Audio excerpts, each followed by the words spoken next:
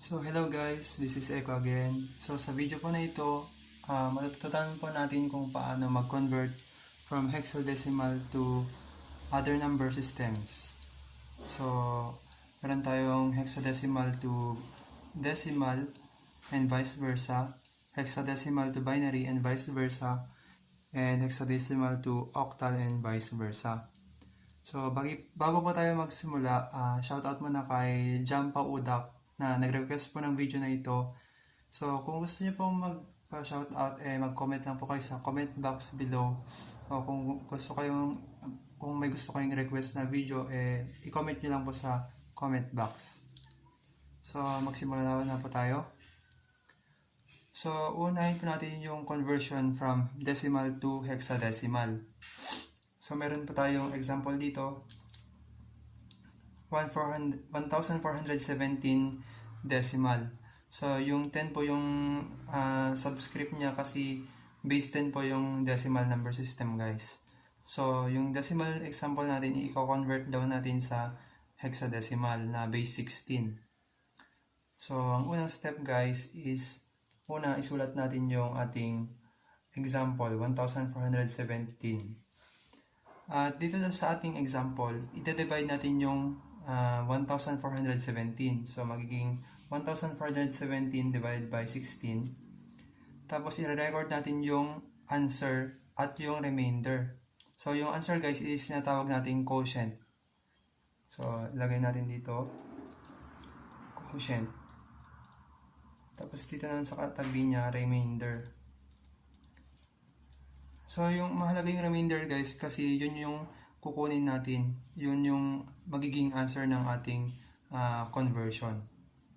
So 1417 divided by 16 is equal to 88.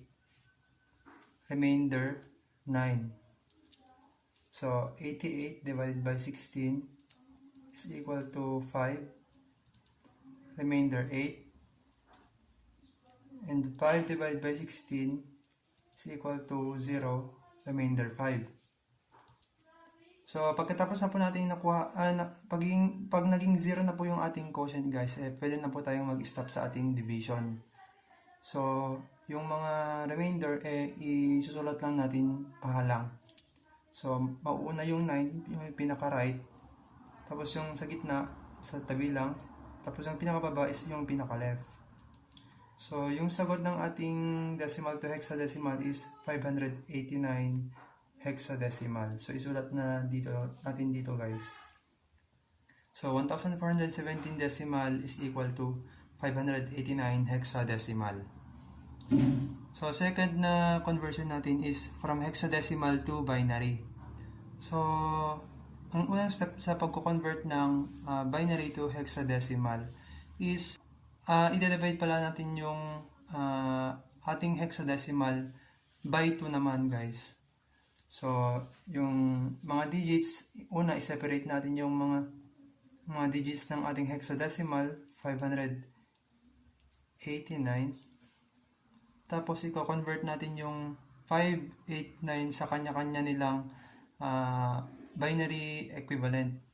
So, sa pag-convert ng binary ng mga number sa binary, i-divide natin sila sa 2. Tapos i-record lang natin yung quotient at remainder. So magiging 5 divided by 2. Tapos dito natin ilalagay yung quotient at dito naman yung remainder. Ganun naman sa 8, guys.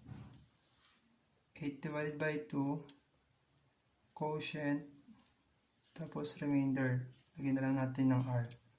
Tapos yung 9, i-divide natin by 2, quotient, tapos remainder.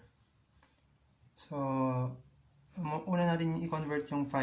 So 5 divided by 2 is 2, remainder 1. Tapos yung 2, ikakopy lang natin dito sa baba. 2 divided by 2 is equal to 1. Remainder 0. So yung 1, i-divide ulit natin by 2. Yung quotient is 0. Tapos yung remainder is 1. So, gaya ng sabi natin, pag 0 na po yung quotient, pwede na po tayong mag-stop sa ating conversion. So, yung sagot po ng ating, yung conversion po ng 5 is, susulat natin dito sa baba, pakalang, 1 yung pinaka-right, 0, tapos 1. Ito naman sa 8, 8 divided by 2 is 4, remainder, 0. Tapos, yung 4 i-copy natin dito sa baba, i-divide natin by 2, 4 divided by 2 is 2, remainder 0.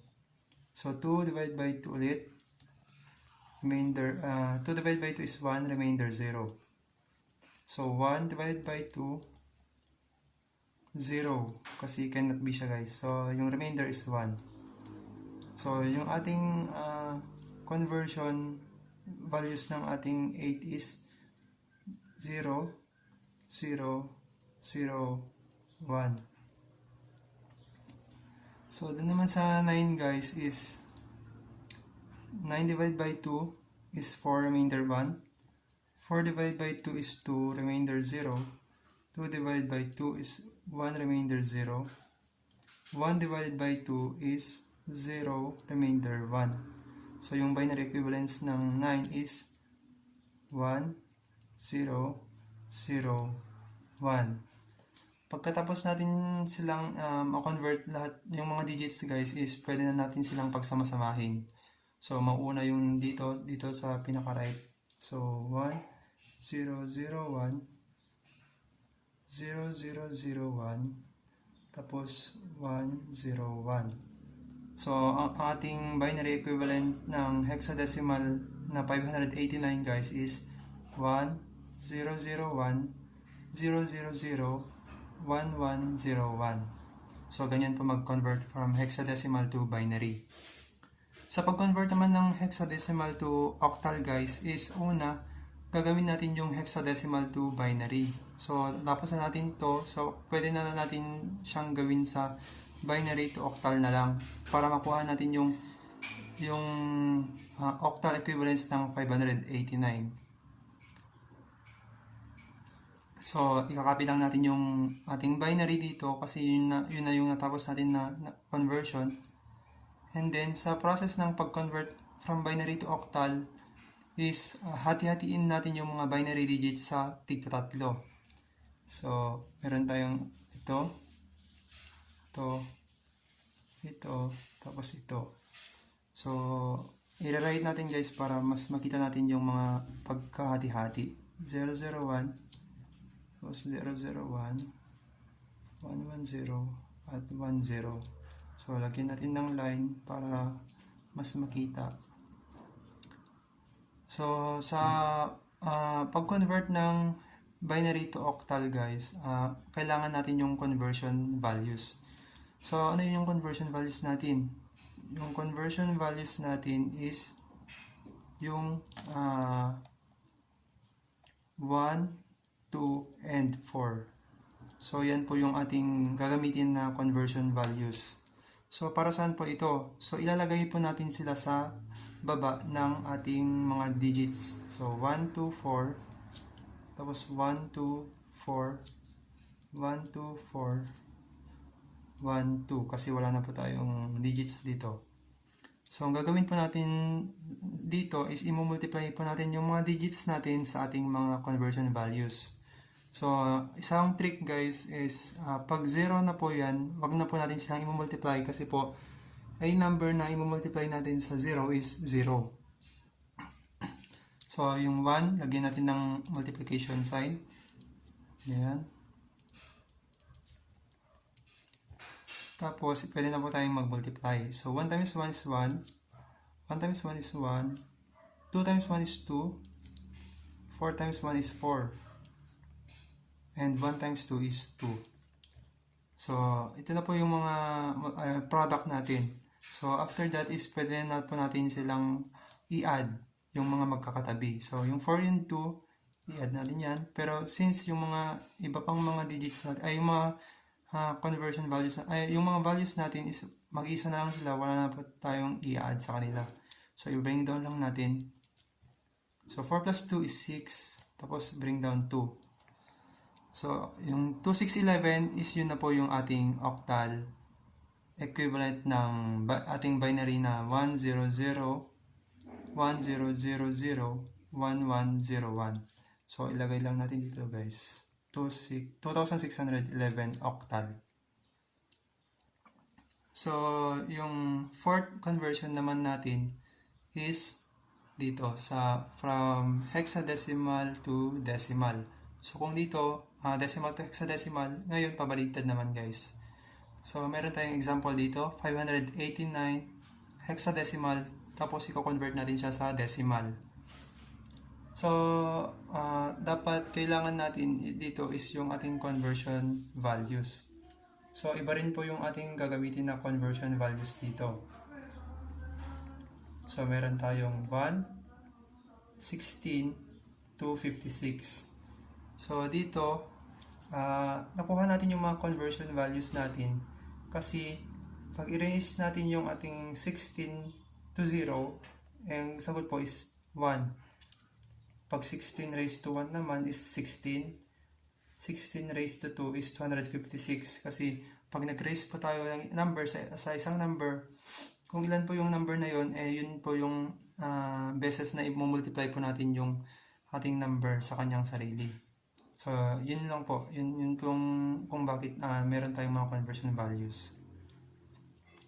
So, unang step sa pagko-convert ng hexadecimal to decimal is i-separate natin yung mga digits. So, meron tayong 5, tapos 8, and 9. So, dito, pwede na natin ilagay yung ating conversion values na 1, 16, 2, 56. So, meron tayong 1, 16, and 256. And then, pwede na po nating i-multiply yung ating mga conversion values. So, lagyan lang natin siya ng multiplication sign. So, 1 times 9 is 9. 8 times 16 is 128. And 5 times 256 is 1,280. So, i-add na natin yung mga product guys.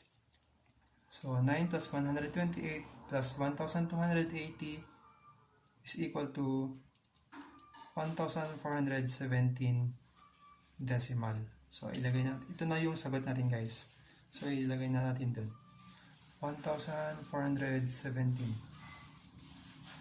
So, ganyan po mag-convert from hexadecimal to decimal. So, our fifth conversion is binary to hexadecimal naman. So, sa pag-convert ng binary to hexadecimal, kailangan ulit natin yung conversion values natin.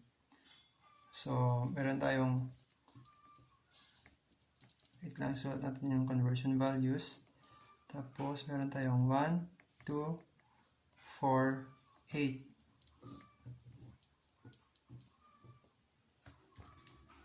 So, kung paano natin nakuha to guys, kasi yung ating binary is base 2, kaya pag yung 2 i-renaise mo sa 0 is 1. Yung 2 naman raised to 1 is 2. 2 raised to 2 is 4. 2 raised to 3 is 8. So, yun po kung bakit nakuha na yung ating conversion values. So, unang step po sa ating conversion is una, hati-hatiin natin yung binary digits natin sa ating 4. So, ikakopy lang natin yung ating binary example, 1001, 000, 1101. So, then, ilagyan po natin ng line sa ating 4. At from dito po, pwede natin ilagay yung ating conversion values. So, ilagay na lang natin sa baba, 1248, 1248, 124. So, pwede natin silang i-multiply guys. So, gaya ng sabi ko, pwede natin i-multiply yung mga 1 lang yung mga binary digits kasi pag yung 0, 0 lang din yung sagot. So, 1 times 1 is 1. 1 times 8 is 8. 1 times 8 is 8. 1 times 1 is 1. 1 times 4 is 4. So, pagkatapos natin silang i-multiply guys, pwede naman na po natin i-add yung mga products. So, 8 plus 1. So, 8 mag-isa siya. So, 4 plus 1. So, 8 plus 1 is 8. Tapos, bring down natin. 8 plus 1 is 9 pala guys. Sorry. So, bring down 8. And 4 plus 1 is 5. So, ito na po yung ating hexadecimal equivalent. So, 589 ilagay lang natin dito.